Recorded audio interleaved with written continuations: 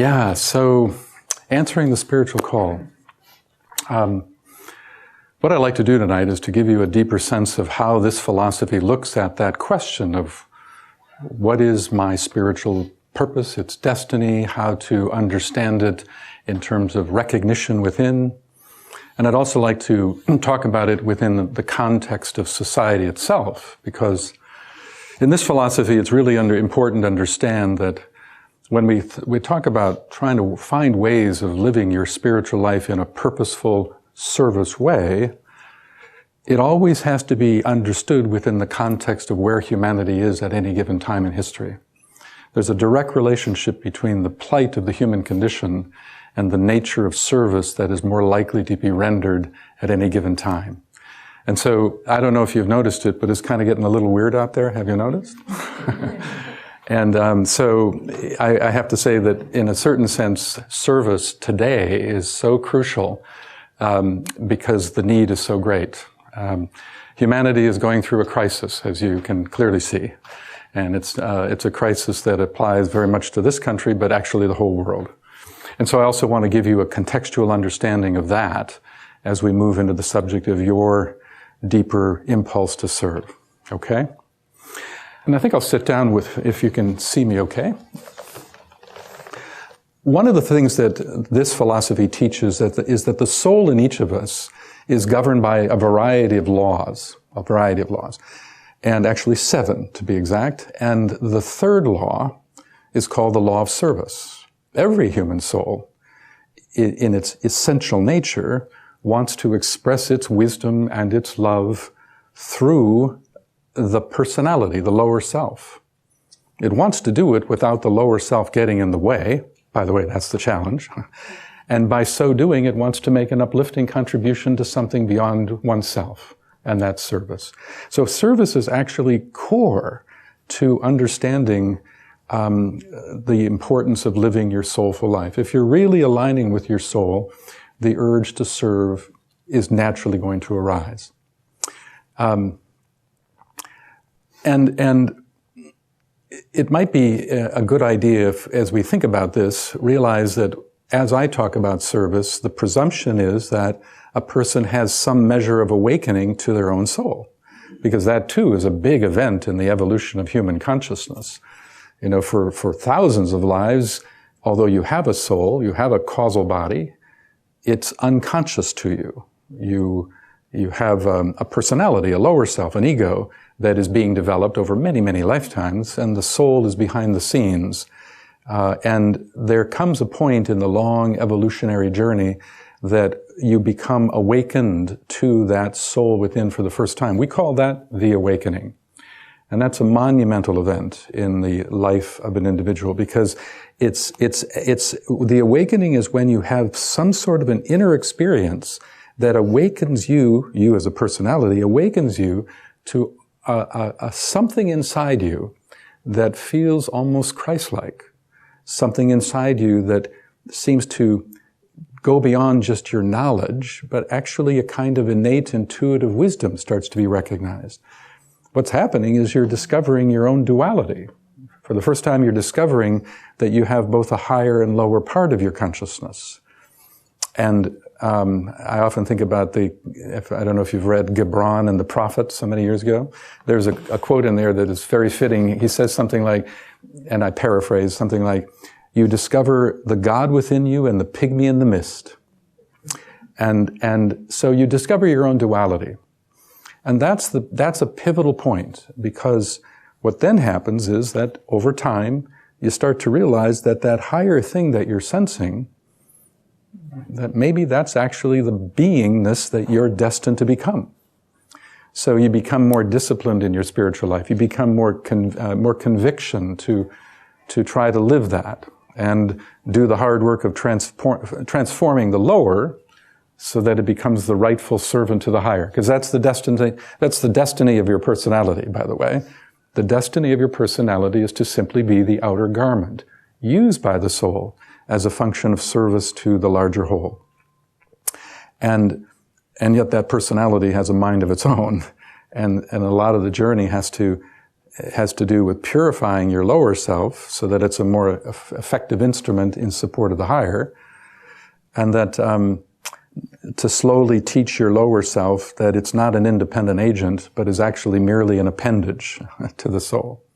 But after that awakening takes place, that's when service, as we're going to talk about it today, really takes hold. That's when it counts.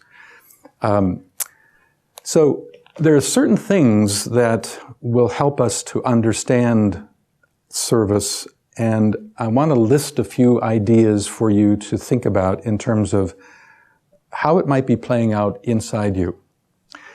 And one of the first and most important things is to realize something about the nature of the soul itself. We often think about the soul as being this agency of Christ-like love, and it is. But it's also a container of wisdom.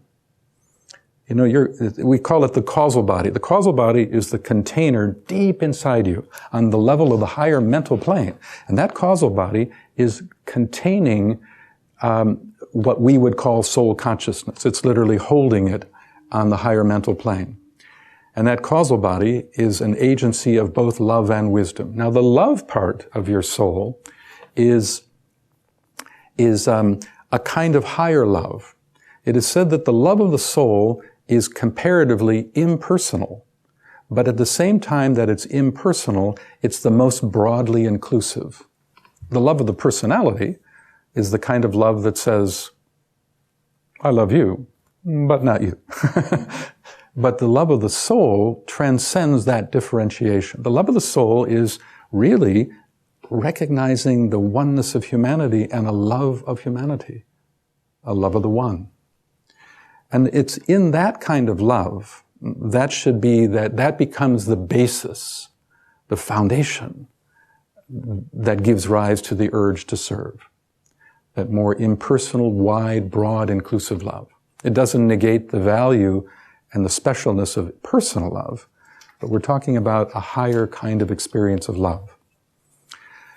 And there's a point in the journey when that love that is felt helps you to really feel the oneness of humanity. Because you see, in this philosophy, it's understood that all of humanity is actually a single being, an entity. And it has a soul, and it has a personality, and it's struggling to transform its lower on behalf of its higher, just like you and me. And so the principle of the evolution of humanity as a whole, and the struggle between higher and lower, is precisely the same, by analogy, as what happens to an individual. And when you start really awakening to that love, of that higher kind of love, you start to sense or feel, not just theoretically, but experientially, you start to feel that underlying the diversity of life, circumstance, culture, society, all of the diversity, there's this underlying sense of a living unitive field. And that living unitive field is what is relating you to the soul of humanity. And it's that soul, the soul of humanity, that in the ultimate sense is the thing you're trying to serve. In the ultimate sense. You see? So the heart, the love portion of your soul, is what helps you sense the oneness of humanity. And it is said that at a certain point, we are told the disciple begins to, and I'm going to use an actual quote here, assume the burden of the future. To assume the burden of the future. What does that mean? Well, it means that you start to assume a sense of deep responsibility for the welfare of the larger whole, but within the context of the immediacy of your life. You start to recognize that it's not just about I want to serve and make a difference. It's that it's almost as if there's a sense of I have no choice because the deeper part of me is that. It's not about wanting that, it is that, you see? And so that service urge leads you to sense that there's a heavy weight out there. The burden of the future. But it also elongates your understanding of how to serve in the context of time. Because what happens when you really wake up to that deeper service call, what happens is you start to think about service with a multi-generational perspective. Multi-generational. We live in such an instant gratification society. We want things now, particularly in the West. But the long view is what really counts. And I always think of some of the Native American tribes who took 7 generations in mind when making any major decision. We've lost that. We've lost that. And yet that concept is something that we need to reintegrate. And it automatically starts to happen for you when you are much more living from your soul nature and you might say looking out at the world through the lens of your soul consciousness. The reason why you start to think multi-generationally in terms of service is because your own soul has a multi-incarnational view itself. It has the long view, you see. Now, so that's all part of the love quality that should drive your service urge. But then there's the wisdom quality of it that's also contained in this causal body. Now, the love part of the causal body is innate. In other words, you don't have to develop higher love. You don't. It's your causal body already is higher love. It is said that the causal body is made up of a type of rarefied, intelligent, living substance that is particularly sensitive to the Christ principle. Indeed, your soul, your causal body, is the Christ in you. It is the Christ in you. You have to find that love. You have to lift yourself. You have to go find that deep, subtle place where you become more participating in that vibration of higher love, but you don't have to build it. It's there. On the other hand, the wisdom part of your causal body, that's different. That's not something that is just there. That's something that has to be earned. Every incarnation, you have lessons you've learned over the crucible of countless incarnations, the struggle of life, the lessons learned through life. All of that, there's a process by which all of that gets stored and transformed into wisdom and is stored as wise faculty in your causal body that will be there every incarnation. Because when we talk about reincarnation, what's reincarnating? It's the causal body. It's going from this life to this life to this life. And every incarnation, you will have a better stocked causal body. You will have more wisdom stored in it because you've earned more in that process. But what's so interesting about that is that wisdom is unique to you. Well, so the causal body in a love sense is not unique to you. It's true for everybody. But from a wisdom perspective, there's a uniqueness. There's a uniqueness. Because no two people have ever had exactly the same incarnational journey with exactly the same lessons learned. So one of the big things to keep in mind in this philosophy when it comes to service is that it's both it has to do with your higher mind and your heart. That the soul is both an agency of Christ-like love and an agency of earned wisdom and higher mind. Both. Sometimes I like to use a simple analogy of a dove. Think of the soul as like a dove with 2 wings. One wing is love, and the other is higher mind. And if both wings aren't equally strong, it just flies in a circle. Okay? It just flies in a circle. And so recognize the sacredness of your heart and your mind. Both are going to be needed to really do the work of being a redeeming force for humanity's betterment. Another thing that is so important when we think about service is that it's important to see service, how to put this? Well, okay. When you and I immediately, when we hear the word service and we think about our service, there's a tendency to think about it this way, like, this is my service, this is what I'm going to do. Da-da-da-da-da-da. Okay, I'm going to go that way. Okay? In a technical sense, that's not really your purpose nor your service. It's better to think of it this way. Instead of thinking of your path this way, think of your path this way. Think of it inward. It is said that beingness comes first. Service becomes an effect that naturally arises from beingness. So the real path is actually an inner path. It's a path to blaze deep within you and to find that causal body, to find that deep, profoundly sacred place that is the eternal you. And from that, to the extent you can hold that, to that extent, life conspires and unfolds certain patterns within the field that open you up to the next step to this kind of walking. So this is not purpose. This is simply an effect that arises from true purpose. Do you follow that, everybody? Does that make sense? But it's a reversal of thinking, isn't it? Because we usually think it's this way. And much of the spiritual path has to do with reversing cause and effect thought in a lot of things. And this is just one example of that. The other thing I want you to keep in mind as you think about your service is that this philosophy teaches us that there are actually 7 types of souls. 7 types. You know, we think that a soul is a soul is a soul. Okay, it's got unique wisdom, but there's more to it than that. You know, it is, to take it into the big picture for just a moment, in this philosophy, it's believed that in the ultimate sense, there's just really one thing, just one living principle, one beingness. Some people call it God, other people might call it Brahma, others universal intelligence, you know, call it what you like, but this one singularity of life. Often in esotericism, we call it the one life, the one life. And that one life, it is believed, incarnates itself in and as cosmos.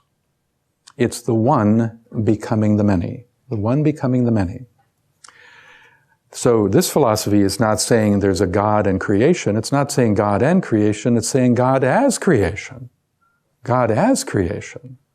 And that's a whole different paradigm of understanding who you are in relationship to this greater life.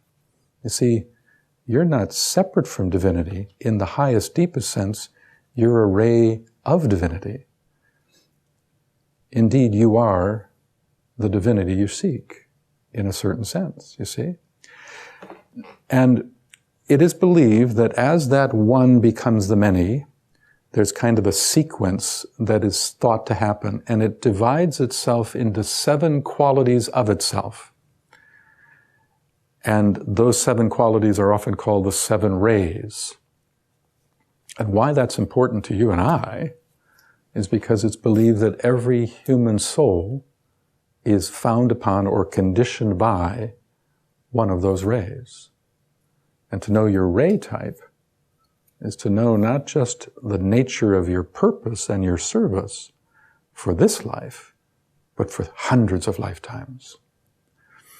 And so these rays, so these causal bodies, you might say, have a qualitative difference. Think about a ray as being a lens through which life looks out at the world.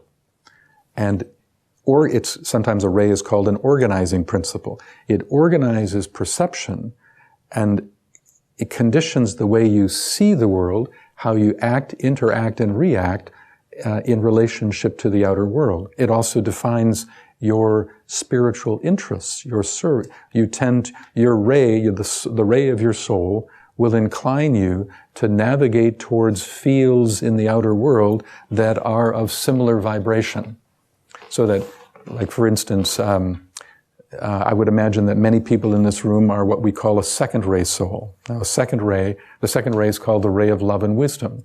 And many people who are second ray souls, by the way, I'm assuming that we're talking about a person that's is awake to their soul, okay? That second ray soul is filled with wisdom, filled with Christ-like love, but has a unique patterning of perception that leads that person to often want to serve through education, teaching the healing profession, and many of the fundamental helping professions in society are natural gateways of service to at that type of soul. A first-ray soul, that's called the ray of will and power, that inclines people to want to serve, or their inner call feels much more about executive tendency, a sense of a demand to lead, or a tendency toward a kind of alpha energy to move things, to get things going. And from an institutional perspective, it's the first ray type that are most inclined to move into governance, government, whether we're talking about a primitive nation or an advanced nation, the urge to lead, the urge to be alpha energy in support of the movement of that society, that's first ray. And people with first ray souls who are awake naturally have an inclination to gravitate in that same direction. You tend to look through that lens and see what societal structures out there are of like nature. I mean, you're not consciously saying that to yourself, but it just sort of is an automatic defining of interest. Everybody still with me? You following this? A third ray soul, I'm kind of jumping around here, but a third ray soul is, that's called the ray of active intelligence and adaptability. Now, that particular type of soul, its calling, its tendency, is to look at the world through a lens that creates what we call systems thinking. Systems thinking. The idea that that kind of soul wants you to see the outer world and see how all parts within a system are living and everything's connected to everything else. And this idea that if I change this, well, this will change, and this will change, and everything will change. Everything's connected to everything else. Third-ray people can be very philosophic, but they can also be, it happens that the third-ray type today is very involved in the world of economics and in the world of business. Many CEOs of corporations, some really advanced souls in corporations, are third-ray souls. Many unadvanced CEOs are also third-ray souls. Okay. But that's true, by the way, of all of them, okay? But sometimes people come to mind, okay? And the point is that business, for instance, is absolutely as sacred as a societal institution, as religion, as government, as education. Everything. That particular group, in the long run, its role is to create right distribution of resources to help ensure the sustenance of all life on this planet. And no institution is more understanding of the role of resources and distribution than the world of business. True it is that a lot of business tends to hoard. That's true. But that's the lower, distorted aspects of the third ray tendency. Its higher mandate is phenomenal. Okay. The fourth ray is called the ray of harmony through conflict, but it's also the ray that has a lot to do with the arts and culture. So some of the greatest creative people in history have been fourth ray types. And they see, and into that type of person, it's as if there's a fundamental kind of inner orientation that says that beauty and truth are synonymous terms, and a desire to demonstrate that through art, through dance, through literature, through the beauty of culture.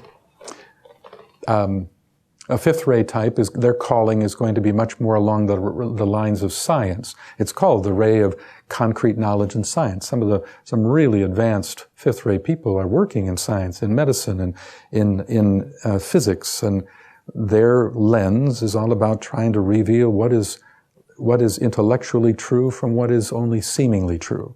You see? A sixth ray soul is the type that's called idealism and devotion. People in that line are usually, their call, when they feel it, when they move with it, goes usually in one of two directions. It either goes the way of theology. In fact, all religions are governed by the sixth ray. Let me put it another way. Think of a religion as not just this institution. Think of it also as a living entity. Every religion is a being in a certain sense. Every religion has a soul. Every religion has a personality, too. And usually the personality ray is going to be different than the soul ray. But, it's a ray of idealism and devotion. And if you really study world religions, you realize that at the core of most of them, is a sense of devotion to a set of ideals or devotion to a text, a guru, a teaching, a savior, you see? So some people with that lens, their call is to really much more immerse themselves into what we call the department of religion. And that's what it is. From the master's point of view, religion is simply a department, just as government is a department, just as education is a department. But sometimes that call for a sixth ray person will not go the way of theology, but instead go the way of causations. What I mean by that is that some sixth ray people, in their urge to serve, are very sensitive to where there's suffering and in the world, or there's some sort of violation of an ideal. Because a sixth ray person, that lens wants to help you understand how to serve by helping you realize the sacredness of ideals, and that to live toward or commit yourself to a set of ideals is like the gate to God and to right service. And so you got some sixth ray people that instead their inner call is to, instead of religion, it's fight for a cause, save the whales, starvation in Africa, social welfare. The sixth ray is sometimes called the ray of the saving force. Many people that have that kind of sensitivity to where there's real suffering in the world have that sixth ray urge, you see. Seventh ray people, the seventh ray is called the ray of ceremonial order and magic. And that particular type is a type of lens that calls a person to serve with an attitude of a kind of practical, mystical attitude. It's called the ray of the practical mystic. It's been called that because it has a lot to do with having a deep mystical connection to the soul and beyond, inwardly, but having a kind of determined, logical, practical, intelligent, grounded emphasis of application. It is said that the seventh ray wants to bring heaven to earth. It tends to cause a person to want to, in a practical, reasonable way, repattern the way we outwardly live in our society, our structures, our patterns, so that that we build a society and a culture that is much more able to encourage the best of the human spirit to be lived through those new patterns. So it has to do with redesigning. So those are 7 major lenses. Now, that was a quick overview. I could spend a couple days on all of those, but I just want to give you a taste of this and maybe give you some thoughts about, where do you fall in that? Now, I guess the real reason I wanted to bring that up too is because it has to do with an ashram. You know the term ashram? You've heard the term ashram. Ashram means spiritual home. Okay. Now, usually we in the West, when we think of ashram, we think of India. We think of go to India, find the guru, find the ashram. Well, guess what? That's not the ashram. It's a good place to go for spiritual enrichment, but that's not the real ashram. The real ashram is not in India. And dare I say, it's not in Wheaton, Illinois either. Dare I say.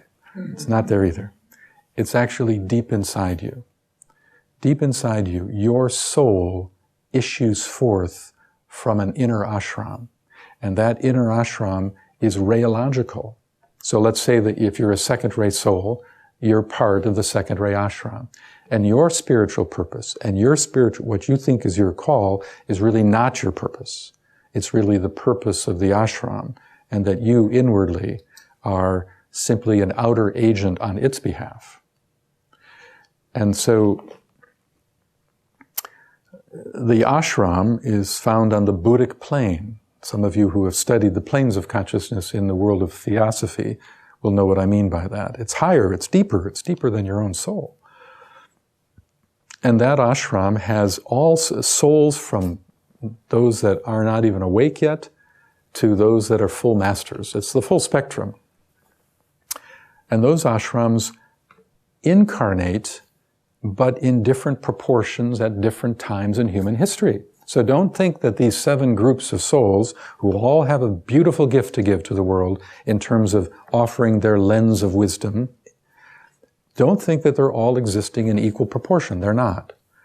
These ashrams are far more complex than that. Some have huge cycles of manifestation where millions of souls at different levels of evolution are incarnating from an ashram over many, many, many centuries, where it's emphasized. Others have shorter cycles. In this philosophy, there's one ashram that's pulling back. It began its pullback in the year 1625, we're given to understand, and it has another 100 years to go. Another ashram is not even here right now, but it will start reappearing soon, in the next few years, actually. Some have long cycles, some have short cycles. So see these ashrams as being like a tapestry that is incarnating at a particular time. Those that are the strongest ashrams in the incarnation are the ashrams where that type of lens, that type of consciousness is understood as particularly important at this time in human history. So it's design, it's not random. The masters themselves, the liberated masters who are the heads of these ashrams, all under the purview of the Bodhisattva or the Christ, these are decisions about what ashrams need to be emphasized at any particular time in human history. You see? And you're part of that. You're part of that. So, never forget that internally is where your real home is. And when we talk about the evolution of your consciousness, we're really talking about the evolution of your ability to go back home and hold your consciousness as deep as you can in the neighborhood of that ashram. You see? So think of service as something bigger than just, I'm going to do this out there. You're part of a group. You're part of a huge group. And whatever ashram you're from, there are millions of souls at any given time in history, well, particularly now, that are coming forward representing those lenses in exactly the right place. But I have to tell you that to understand these rays and how they play out, you have to also understand that they are the animating principle underlying larger living systems. Well, I mentioned that a moment ago when I said that, for instance, politics, government, is first ray, education is second ray, economics is third ray, etc. What I'm really saying is that social systems are living entities too. And they have a soul, and they have a personality, and they're struggling between their higher and lower, just like you and I. But so do nations. The United States, to use our country as an example, is not just a country. It too is a being. It too has a soul. We know the United States has a second-ray soul, and it has a sixth-ray personality. And every country has a higher nature and a lower nature, a soul ray and a personality ray. And every nature, in its own way, is struggling to transform the lower in support of the higher. Just like you, just like me, just like us. And so when you serve and you think about how to make a difference in the world, what I'm trying to share with you is a bigger picture. Because the more you can understand the larger drama of what's happening, the more you can better understand your place within it. There's an old saying that context gives meaning to content. Big picture helps us understand little picture. And so that's what I'm trying to share with you today is big picture. Now,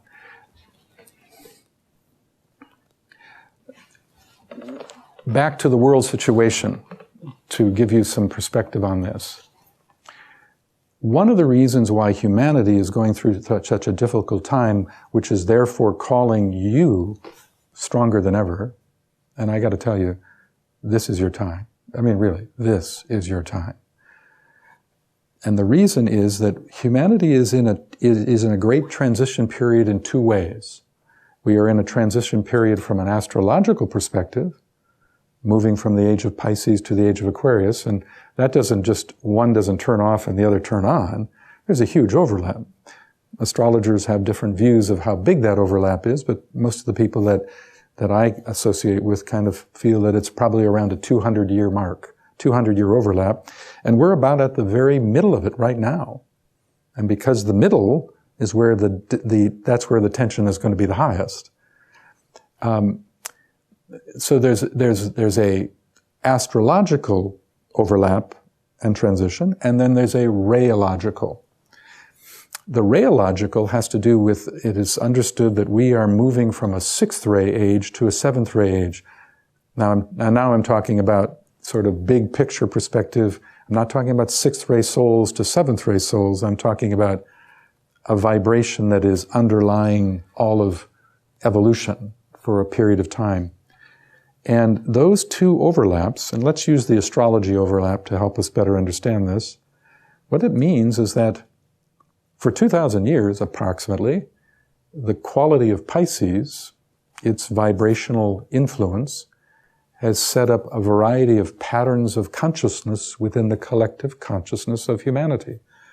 But at the same time, we've got Aquarius, and it has a whole different patterning of consciousness, and it too is imbuing itself within the mental plane of the collective consciousness of humanity.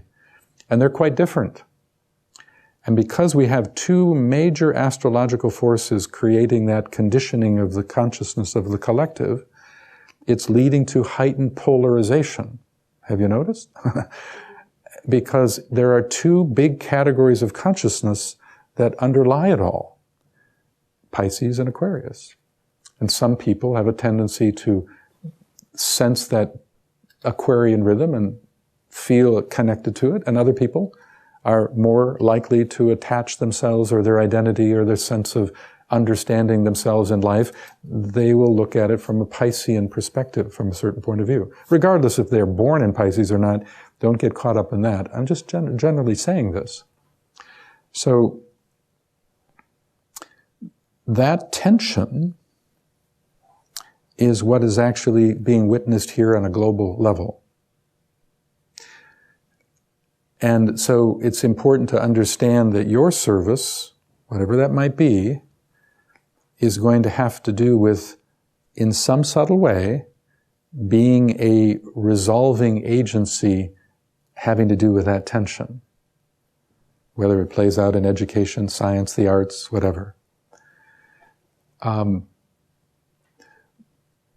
But one of the things that is also so important to understand is that I mentioned to you that, back to the rays for just a minute, I mentioned to you that each, like a country, is governed by a soul ray and a personality ray. But also so are kingdoms of nature. Kingdoms of nature. So I mentioned at the very beginning, I said to you that in this philosophy it's understood that all of humanity, in its totality, is a single being, right? Remember? Single being. It has a soul. It has a personality. And the key to understanding is what is the ray of the soul of humanity, all total. And humanity has a 4th ray soul. The reason is because we're the 4th kingdom of nature. The first kingdom is the mineral, the second is plant, third is animal, 4th is human. And by the way, there are 3 above that. But the 4th ray is so central to what it means to live life through the human domain. And that ray has a name. That's called the ray of harmony through conflict. That's what it's called. Harmony through conflict. It's not called the ray of harmony and conflict. It's only in the human domain where life, which is the core of your being, life, as it evolves through that kingdom, it's in the human kingdom where a kind of inner battle naturally takes place as a function of evolution and next step. It's kind of like, I don't know if you've ever studied physics, there's a whole thing called chaos theory, where out of chaos comes a higher organization. In a way, it's kind of the same idea in the human kingdom. Out of crisis and chaos and conflict comes a higher organization. But it's painful. witness the news, and you see what I'm saying. And so you have to understand that this challenge that humanity is facing is because it's the same issue that is causing you and I, individually, in our spiritual journey to go through periods of spiritual crisis. See, because what happens is this. I said earlier that there's this thing called the awakening that happens. You awaken to your duality as an individual. Then eventually, you discover that that higher part of you is the thing you want to strive for. So you start saying, that's what I'm going to do. I'm going to commit myself to that higher impulse. And then you start to adopt some spiritual disciplines. Maybe you'll start to meditate. Maybe you'll start to study. Maybe you'll start to commit yourself to heartfelt service to humanity. All of those things are indications of a kind of deeper commitment to that higher part of you. But when you do that, all of a sudden the personality, it jumps up and says, hold on, buddy, not so fast. The personality says, you know, you got to remember, I've been running the show for a long time. And now just because you hear a little faint voice, you think I'm going to let go of the steering wheel? Forget it, says the personality, and a battle will begin. It's a battle between your soul and personality. It's a battle between love and desire. It's a battle between wisdom and knowledge. It's a battle between the future and the past. Harmony through conflict. You see? And you see it in yourself, too. Have you ever noticed that, let's say that you had a wonderful meditation today. You just had a fantastic meditation. You know that kind of meditation where you finish the meditation and you feel like, oh, you can still feel it. You're on the beam. You're on the beam, and your personality jumps in and says to itself, I must be that close to enlightenment. Amazing. Just amazing. And then later on you plummet. You plummet, and for whatever reason, and you start to, you start to go deep enough, and you start to say, am I even on the path at all? Or you could go deeper and say, have I entered the animal kingdom again? I don't know. But it's this, have you ever noticed that the spiritual journey is a bit like a wave? There's a kind of hill and valley journey in it? Okay? Well, don't beat yourself up with that, because it's inescapable. Because why do you get pulled back?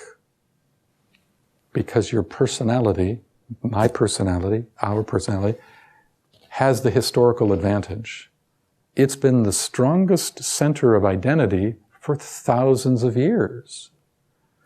And so it's well developed. And so you have those deep, soulful moments, but then the personality says, not so fast. I'm going to pull you back down. And so it's back down, and then down again, and up again, down again. And so it's this way. This is how the path is, only in the human kingdom, by the way. I can talk about the plant kingdom, the animal kingdom, the mineral kingdom, and the evolution of life, the spark of life. In all of those are really interesting too. But here in the human kingdom, it's governed by this pull, this duality about high and low in us, each of us, and the pull back and forth. Even the Christ, even the Buddha, Sri Krishna, all of them would have been riding that roller coaster. In that light, you've been in good company. Good company.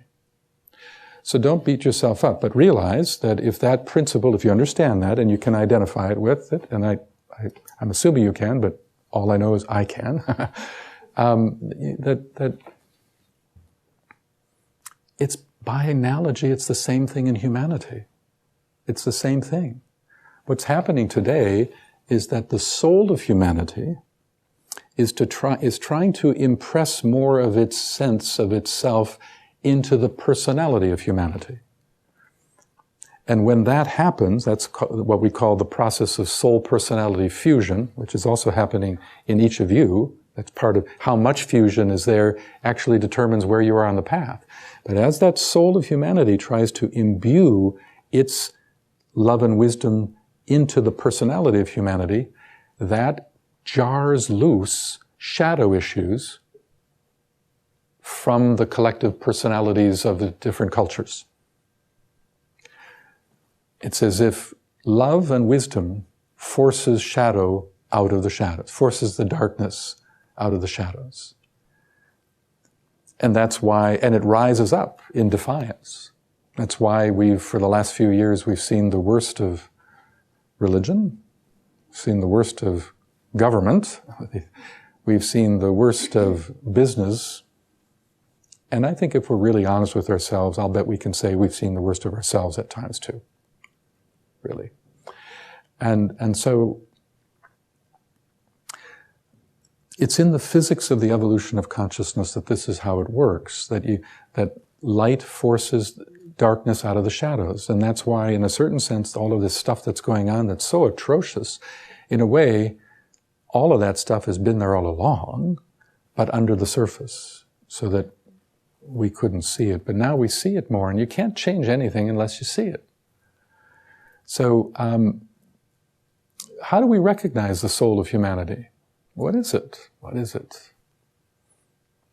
Well, it represents a few things, but one of the most important things, it represents the collective the higher value system that we recognize coming into our awareness. It represents the principle of oneness, but a oneness that is not based upon conformity, but a oneness based upon an honoring of diversity. It's oneness realized through diversity, not through sameness, but through diversity. It's the sum total of the best of human consciousness trying to bring forth a higher value system and transform the lower. But naturally, the lower is going to put up a fight because it's been driving the car and it's going to put up a fight. And again, just look at yourself. I'm sure you know what I'm talking about. And kind of understand that this difficult, painful process of service is built in it, and how crisis actually is also a gateway to initiation. In fact, it is believed that humanity as a whole is approaching a great initiatory opportunity that has never happened in history. Ever. And that is called the first initiation, which in a simple sense, the first initiation has much to do with humanity recognizing its oneness and really realizing that we're in this together as a humanity, and that's the only way we're going to make it. And it's governed by love and wisdom. And so much of the work today is helping humanity prepare for this great initiatory opportunity, and you are part of that. It is said that before that initiation takes place, and it's believed by many to probably happen in this century, possibly within our lifetime, we'll see, but it is said that we're in what is called the era of the forerunner. The era of the forerunner. Now, if we look at Christianity, you may recall that in the life of Jesus, the forerunner was John the Baptist. John the Baptist. But today, as we move into the Aquarian age, because John the Baptist was the forerunner that was sounding the note in support of the dawning Piscean age, which, by the way, is why Christianity inaugurated it, and that's why the fish is the oldest symbol in Christian thinking. That's why the disciples were fishermen. It's the sign of the fish. That's when water baptisms were initiated. Prior to that, it was burnt offerings and the age of Aries governed by the Jewish dispensation. But today, we're moving into the age of Aquarius, and Aquarius is the group consciousness. And so what does that mean? What's the forerunner? It's a group. It's a group. And in this philosophy, that group actually has a name. It's called the New Group of World Servers. And I'm going to define that group to you. The New Group of World Servers represents the sum total of all people on the planet who have had some measure of awakening to their soul's consciousness, have had some measure of conviction that that higher part of them is the thing that they should try to live more and more, and to try to transform the lower part of them so that the higher has a more useful instrument to express, and who have a growing conviction of wanting to commit their lives to some measure of service to uplift others in some way. And they come from all those 7 ashrams. So the new group of world servers are all the disciples in the world, all the people that have some measure of awakening from all of those ashrams together. And they're the forerunners. And if you want to know who they are more specifically, I just have one thing to say. Ta-da! You are.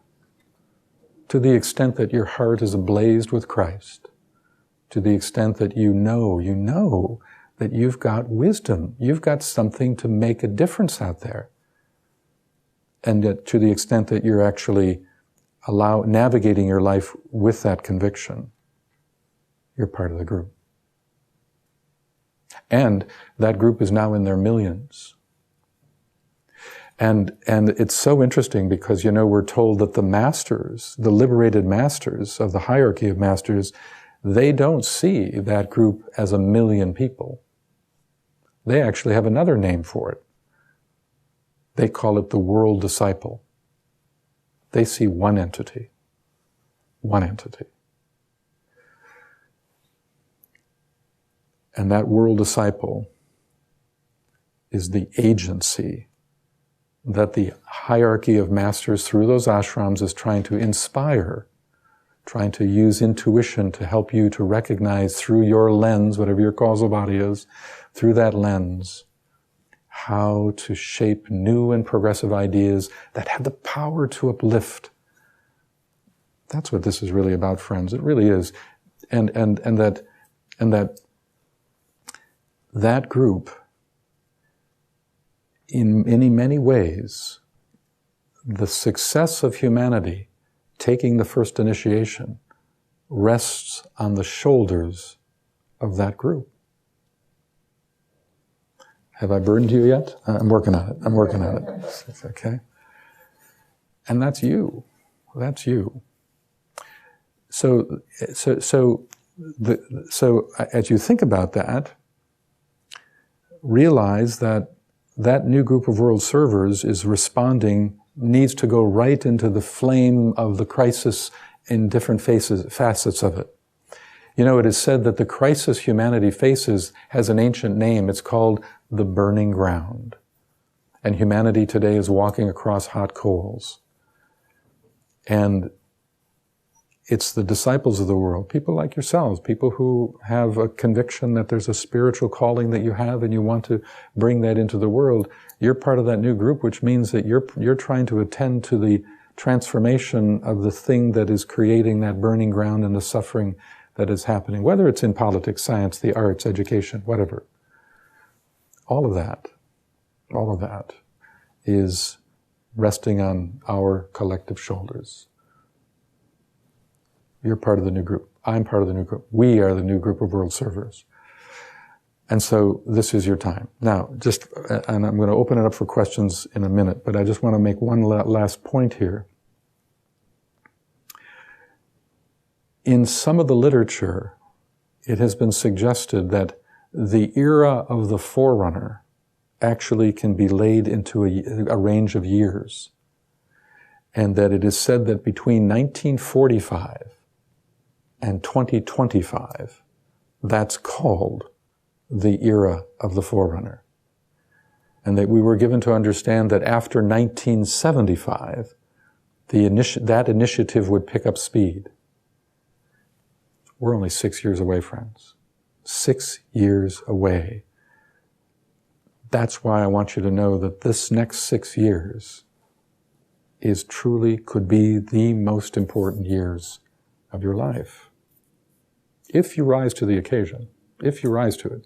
Because there's no force here at all. You have to feel it. You have to feel a call to really dedicate yourself. And when we talk about that, and we talk about you committing yourself, I want you to keep a couple things in mind to be more effective. One is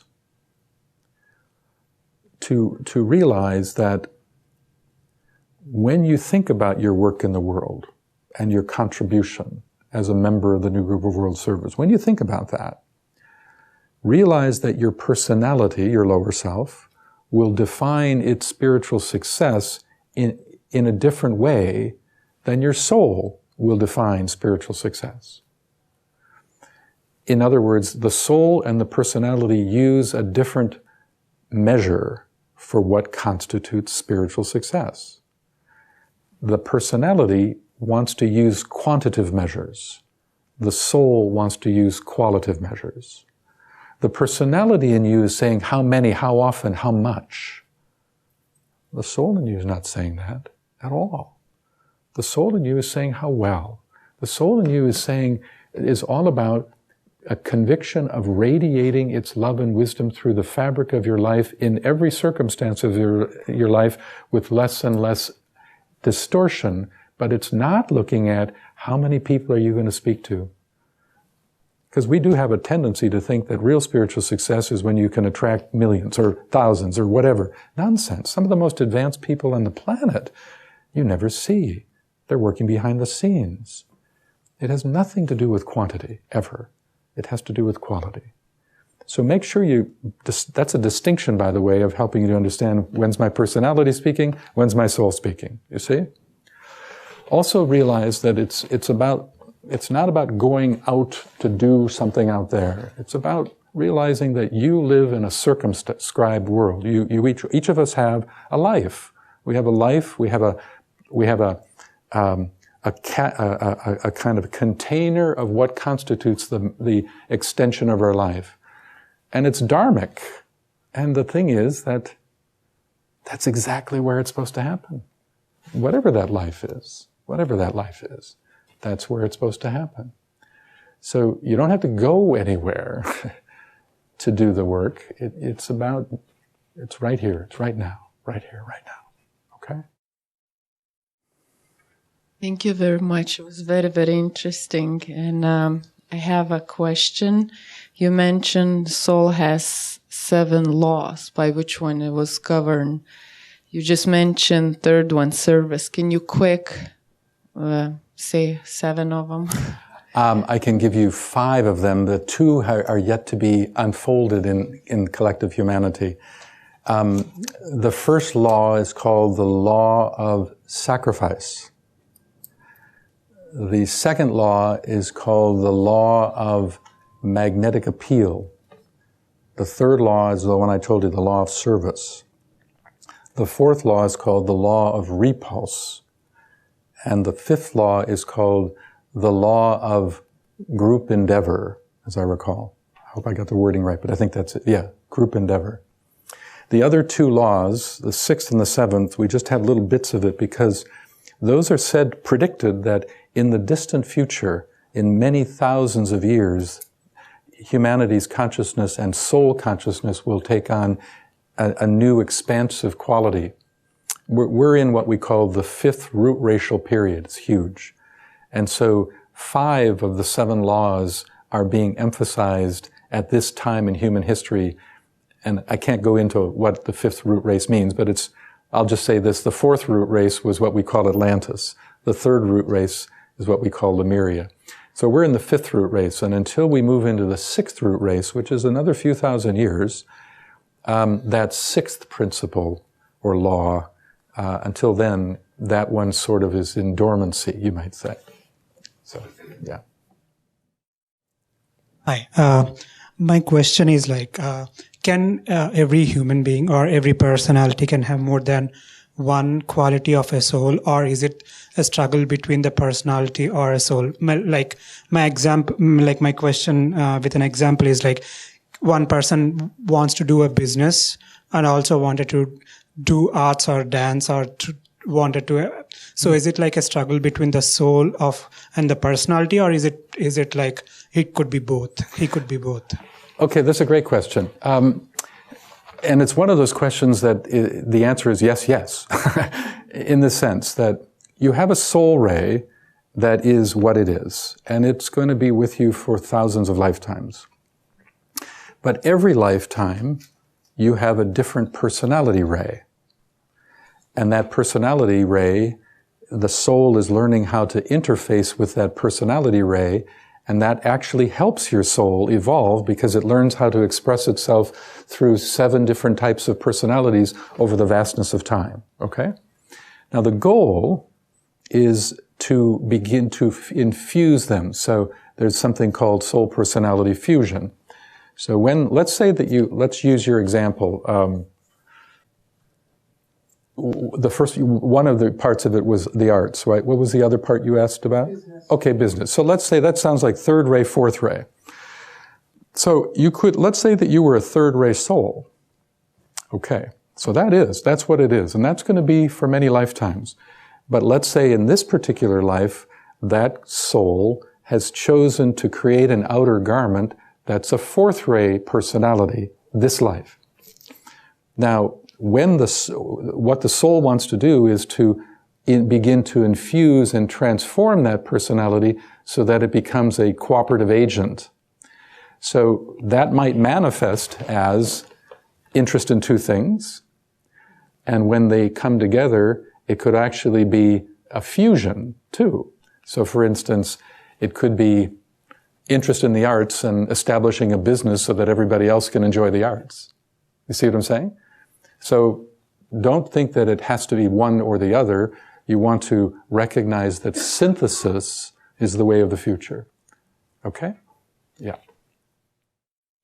I remember coming to your talk about the 7 rays, and you did mention at that time that there's a ray personality or soul that has not incarnated and that will incarnate in 2025. Can I be reminded of which one that was, please? Sure. Okay.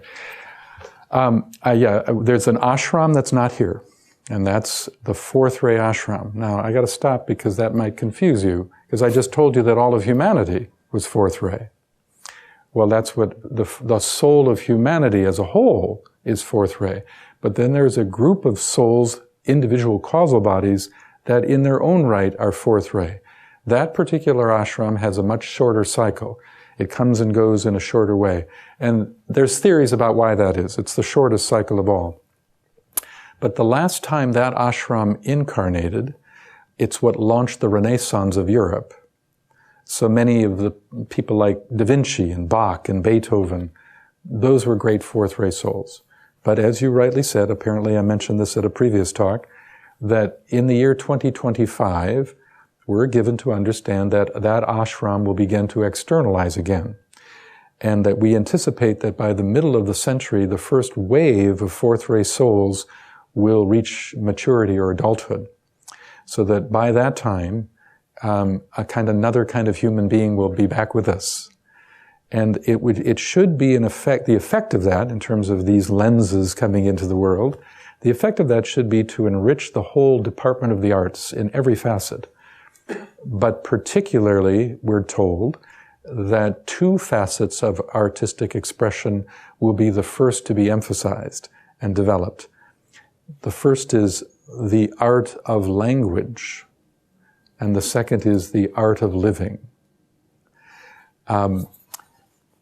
And so, again, 2025 plays a huge role. 2025 is big. Another thing about 2025 is that it is said that every 100 years, on the 25th year of a century, the masters, headed by the Christ, meet in conclave. They call it the Great Council, to make decisions collectively that support humanity's evolution for the next 100 years. And so that's another reason why I'm saying the next 6 years are really important, because if that's true, and I have a whole workshop where we get into what was the effect of the 1925 conclave? What was the effect of the 1825, 1725? Because there's notable outcomes in the way humanity lived as a result of those. But in 2025, major decisions, we are given to understand, in that conclave will have to do with humanity's readiness for the first initiation. And the work of the new group of world servers, you, is instrumental in the nature of how that will go and what decisions will be made. So I can't stress enough the absolute magnitude of how much you are needed now, really now, because we want to do the best we can so that how that conclave goes will help usher us into a new and dawning age. So, just keep that in mind. I was wondering if the awakening happens in just one incarnation and then follows your soul through all the other incarnations, and if that is true, which I think that's what you were saying. How do you know? How do you know when that happens? When we say you awaken in one life, the next life, there's a faster reawakening. And each life, you will have a deeper kind of steadiness. So it is said that in the center of your head is what is called the lighted lamp. And the lighted lamp is an actual very faint area that is in etheric substance that is said to begin to flicker when you have your awakening occur. But it's flickering, okay? That's why after the awakening is fleeting. You have an experience and then you lose it. And then you start to figure out, how can I recapture it? So a person will do a variety of things to try to figure out a way to go into a spiritual context to recapture that deep spiritual awakening experience. But the thing is that eventually that light begins to become stabilized over repetition and working on yourself, and each incarnation it'll become more stable. Now it's an etheric light, it's not a real light, but it's in the center of your head, in the region that is of the pineal gland. It's, in my book, I call it the region of the cave. All the action is in the center of the head. Now, that light gets steadier and brighter, and the brightness of it, etherically, the brightness of it is what defines where you are on the path. And in iconography, the whole story about what a halo is. A halo is simply the lighted lamp in its full radiance. And that's a master, you see? So you're slowly building a halo, but it starts as a flicker, off and on, steadies as a steady but faint flame, and then slowly increases as you work on yourself, as you purify yourself, as you commit yourself to trying to bring the best of you forward. All of that is going to help increase the radiance of that lighted lamp. Okay? Yeah. Would the Aquarius age or era have a messiah or an avatar, such as the Pisces? Yes, actually. But I wouldn't call it Messiah, but it is the Christ. It is said that the Christ, well, the word Christ is used in three ways, and don't think of Christianity when we use the word Christ. Christ is a word that's much older than Christianity. It means Christos, the anointed or the anointed. It's actually Greek, it's much older. But Christ is a term used in three ways in this philosophy. Your own soul is the Christ in you. There's also the cosmic Christ, that is to say, the principle of love and unity in creation. That's a Christ. And then there's also an office called the Christ, the office. And that's when people in our culture talk about Christ, they're talking about the office holder. The Christ is the head of all the ashrams. So each of these 7 ashrams has a great master. Most of them are well known in theosophy. The big players, Master Moria, Master Kuthumi, Master Serapis Bey, Master Hilarion, Master Jesus, these are all great masters. They each oversee an entire ashram. But over them is one being called the Christ, or some people in the East might want to call that the Bodhisattva. It's okay, the terminology is irrelevant. And that's a position and an office, and it normally changes the monad, the being that holds that office, normally holds it for the cycle of one astrological age. So the current holder of that is often called the Maitreya Christ. And for reasons I do not know, but for some reason, this particular office holder is holding it for 2 astrological cycles, both the last one and the new one. And so to add to our conversation about 2025, now that you bring that up, we're given to understand that at that conclave, the Christ will also make a decision about the circumstances of coming forward to inaugurate the dawning age. And the key principle that the Christ is going to try to sound forth for humanity is different than it was 2,000 years ago. 2,000 years ago, it was all about introducing the principle of love and compassion. That was the mandate. This time it's not going to be that. It's a different principle. It's called the principle of sharing. The principle of sharing. And that idea has to be so integrated into humanity, because if we don't, we may not make it. You know what I mean? You can see it. First love, then sharing. And so that is the primary note that we are told the Christ will bring forward to sound that note as a part of the dawning Aquarian age, and it will synchronize with humanity taking the first initiation. So, yeah.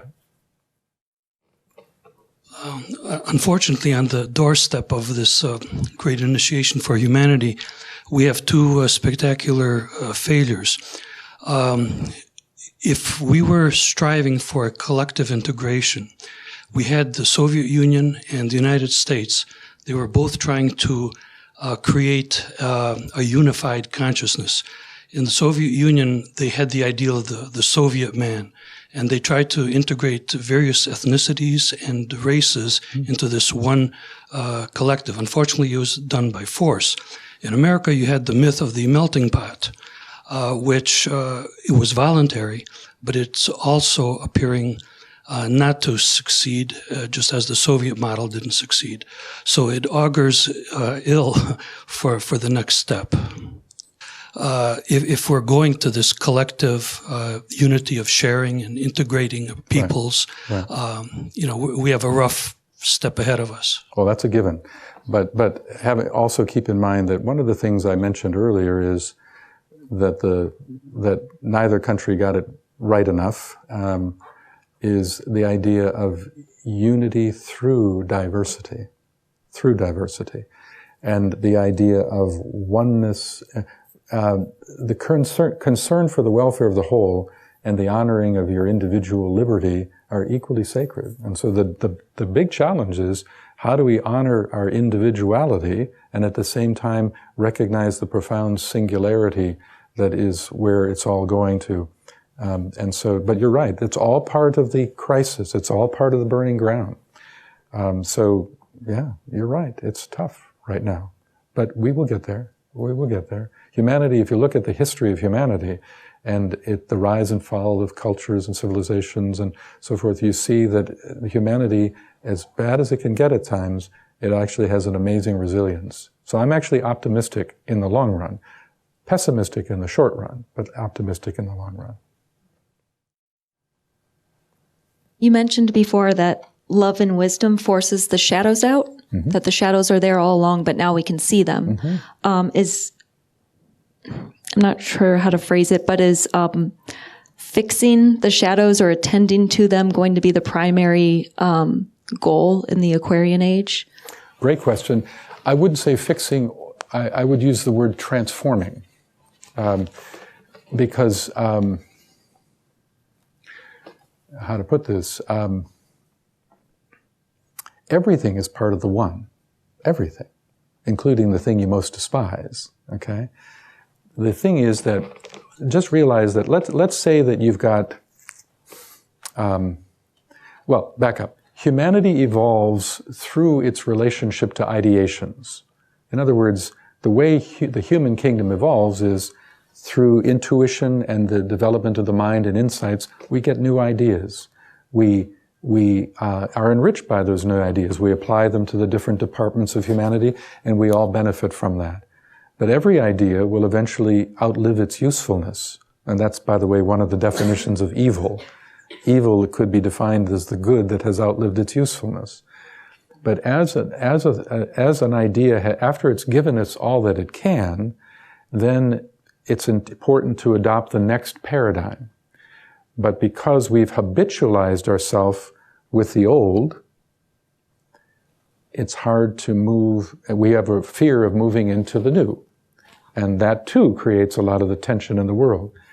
But even the old idea has a sacred eternal principle at its core. So when we talk about transforming the shadow, what we really mean is it's important to look out at the thing that you disagree with, that you know is holding us back, and first using your third eye and intuition and suspending judgment, look deep and see if you can sense what the Tibetan in the Alice Bailey writings calls find the golden thread of truth within illusion. Find the golden thread of truth within the very thing that you are opposed to. Because that golden thread is actually sacred.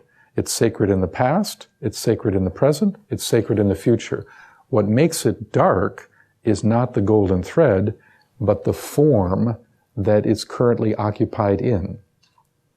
So when we say to transform the shadow, we're talking about transforming a form, a pattern, a way something manifests, so that it takes on a new form of a higher order that's more appropriate to the age we live in. So as a simple, quick example, if you look at one of the great examples we always use is Adolf Hitler. Okay, now Nazism, what is that? That's a thought, that's a set of thought forms. It is, it's a set of thought forms. And if you look at those thought forms at face value, they're horrendous. Okay. But when you look at Nazism and you suspend judgment, see if you can find the golden thread of truth. So let's use Hitler's approach. One of the things that is a sacred principle inherent in Nazism is the principle of purification. Now, the principle of purification is as sacred as the principle of love, but it took on a form that was grossly distorted, and it led to the purification of racial types. But the principle of purification is absolutely eternally sacred. It's just the form that is the darker, that's the darkness. The darkness is not the essence. The darkness is the form the essence is encased within. So that's what we all have to work at transforming. Transforming the form so that the essence of truth within it can be given a new garment to wear. That's what we mean by transformation. And that's part of the magical process. When you study spiritual creativity, there's a step where you have to really understand, that's called the ancient fires. How do you transform the ancient fires? The fire inherent in old ideas. Well, that just made me think. If you can look at society and say, well, one of the things that's really wrong today in society is the severe materiality or greed or the big divisions between the rich and the poor. Mm-hmm.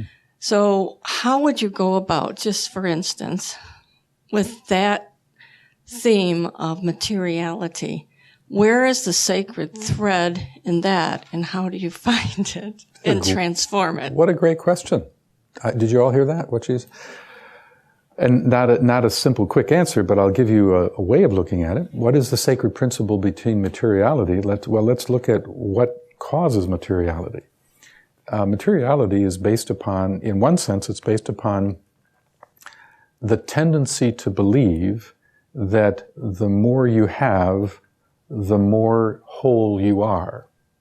In other words, it's like, have you ever noticed that so